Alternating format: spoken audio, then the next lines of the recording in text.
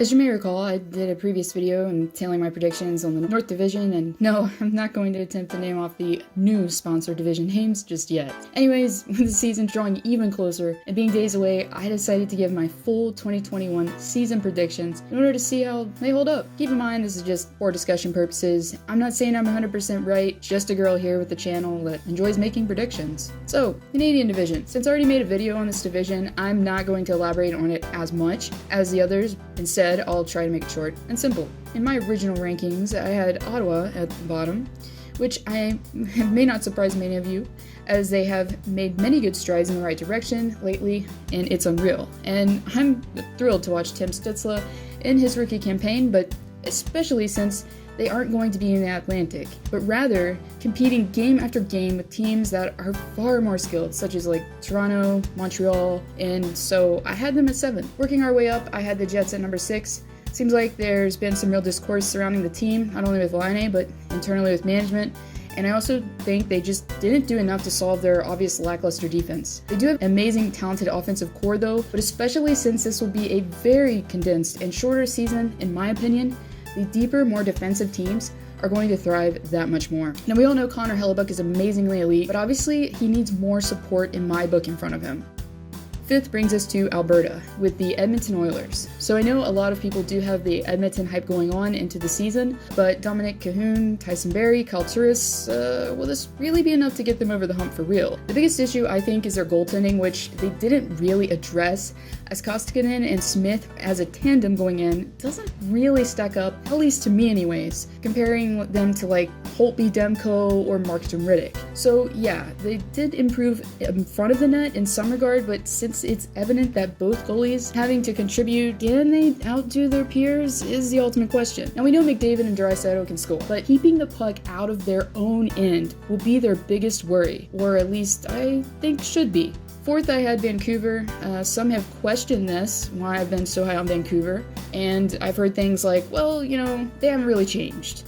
And to be honest, yeah, Holtby was kind of a lateral move, right, I get it, but let me remind you, this team that still has most of the same core finished 3rd in the Pacific, made it to the 2nd round, and took the Vegas freaking Golden Knights to Game 7. They haven't changed drastically because they really haven't had to, as far as their like star key players are really concerned. And they're just now coming into their primes, most of their core, or nearly there. With Hughes and Schmidt on this team, they're going to have many multiple weapons in their arsenal. Working our way up, 3rd, I had Toronto. Similarly to Edmonton, they made some improvements and changes.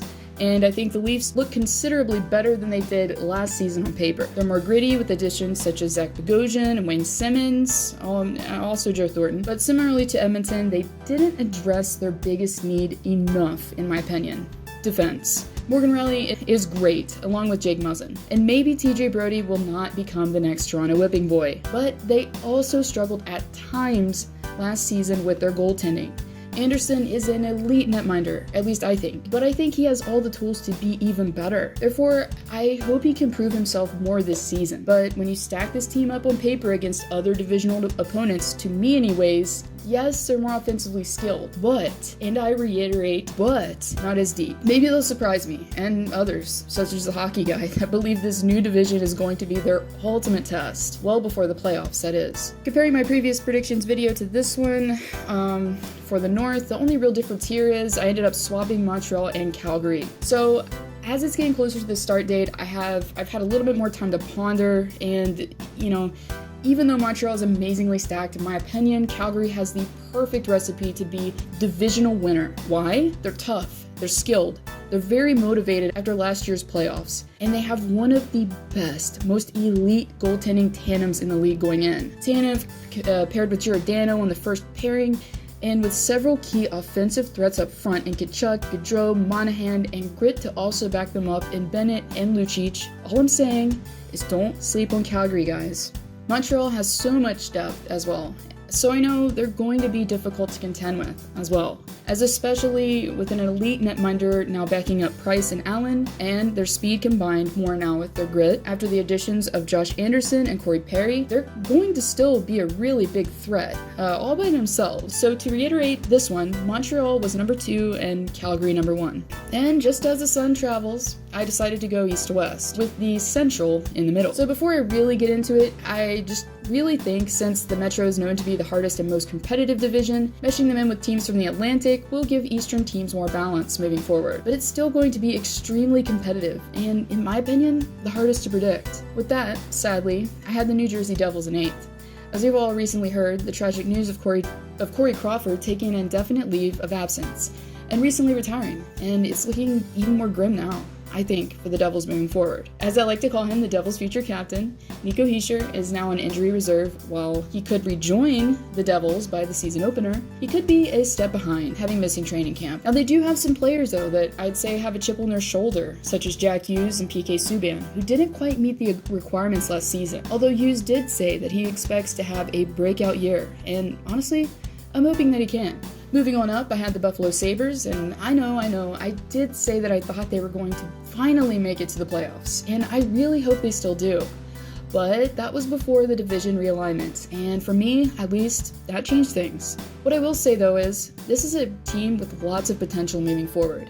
They made so many good moves and acquisitions over the offseason, with adding Stahl, Hull, Eakin, Lazard, the list goes on. And the biggest issue that concerns me at least, with them is their goaltending, as they haven't managed to land that bona fide guy between the pipes yet. Maybe they'll be able to orchestrate a deal somehow if they are struggling down the road, but also, knowing the schedule outlook and how important having a good tandem in net will be, I just can't have them higher. But I really hope that they can surprise me, because the fans deserve something good. So I did want to have the Rangers higher here, but considering their opponents they'll be facing that are much more experienced and established, I couldn't put them higher than 6th. While they are one of the best looking teams on paper at first glance, now with Artemi Panarin, Mika Zibanejad, and rookie Alexis Lafreniere, to name a few on the roster, having them realistically topping the division or being in the top 3 is just too far of a jump right now in my opinion, as they haven't drastically changed from the squad that lost in the qualifiers to the Carolina Hurricanes. Now, in 2 or 3 seasons, however, I expect this team to be an offensive juggernaut while compared to divisional opponents, however. I like their goalie tandem with potential Calder winner Igor Shesterkin, love this guy, and Alex Georgiev, but again, I think they need to be seasoned a little bit more and more experienced to rank within the top 3. Okay, this choice was so hard here, guys, so hard. All these for this division were tough in general, but this one just stings. But one thing YouTube has taught me is you can't be biased and sound relevant at the same time. So here we are. Yes, Pittsburgh Penguins have Sidney Crosby, Evgeny Malkin, and Chris Letang. But if I'm being brutally honest here, did the team that got embarrassed by Montreal in the bubble really get that much better? The answer is no. The only player out of the slew that they acquired last season, because we know JR loves trades, that I believe will be a difference maker is Kasperi Kapanen. And he's going to be in a top 6 role to begin with though, guys, and he's used to being, a bottom 6, so that'll be probably an adjustment, even that. But logically, I don't see Cody Ceci, Mike Matheson, or Colton Sevier really making a huge difference. Yes, we got rid of Jack Johnson, but at a cost to acquire this. So while they have lots of talent, in my opinion, losing Hornquist, who was the heart and soul player that the team thrived by, and not really improving, isn't going to cut it, at least to me, in this extremely hard Eastern Division, when it counts. And while I really think Tristan Jarry has the capability to be one of the league's best, he hasn't really been tested yet, and I'm not quite sold on DeSmith yet as a fan, but I think he has lots of potential moving forward. Next up is the New York Islanders, who play a unique system led by Barry Trotz. Looking at their roster now with Greiss gone, Sorokin, I'm guessing that's the right pronunciation, now backing up Varlamov with Corey Schneider somewhere in the mix there, they have 3 legit tendies that they can alternate between. And let's be real here, they are one of the model teams for this sort of format and season. They're defensive, they have a good mix of goalie talent, and they're consistently rolling 4 lines. allowing players to disperse the time playing up front more will logically allow for less fatigue and injury. And with Barzal back on the ice after his fresh new extension, the sky is the limit for this team. At least I think so. Heading into the top third, I had the Boston Bruins. While it's almost been ritualistic, or should I say safe, have them in the top for the Atlantic, alternating with Tampa, I think this season is going to be a little more challenging for this very experienced group. The loss of Chara and Krug on the back end, while Pastrnak being late to the season, will probably set this team back 1 or 2 spots, I believe. But like they have been around for the past decade, the B are going to be hard to beat. With the usual core of Patrice Bergeron, Brad Marchand, David Pastrnak when he's healthy, and up-and-comer Charlie McAvoy on the back end, paired with the elite 1-2 punch of Rask and Halak in net, is going to keep them ultimately competitive. And yes, that brings us to another longtime Eastern juggernaut, the Washington Capitals.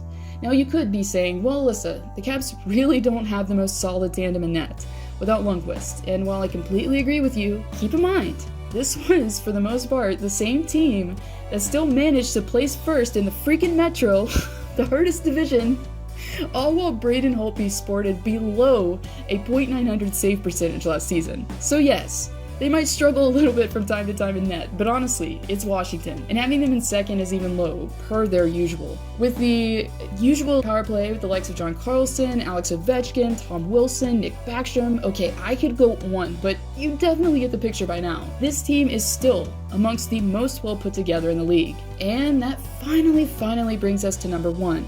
The Philadelphia Flyers. While they aren't as defensive-like teams as, the Islanders or Blue Jackets, they are going to yet again be one of the most brash yet highly skilled teams to face. Now, obviously, if you tuned into my bracket challenge video last year, I was wrong about them winning the cup, but I could be more on track with this prediction here. They didn't really change much, as they still have a really good top 6, goalie tandem, and an elite backhand. I think the biggest question they'll be facing though, or potential hurdle, is Shane Gostisbehere. Now, he's definitely due for a bounce-back season, similarly to Johnny Gaudreau. But the question will be, can he have one? I think if he does, and the power play becomes lethal once again, then there'll be no stopping these guys from taking the division in the end.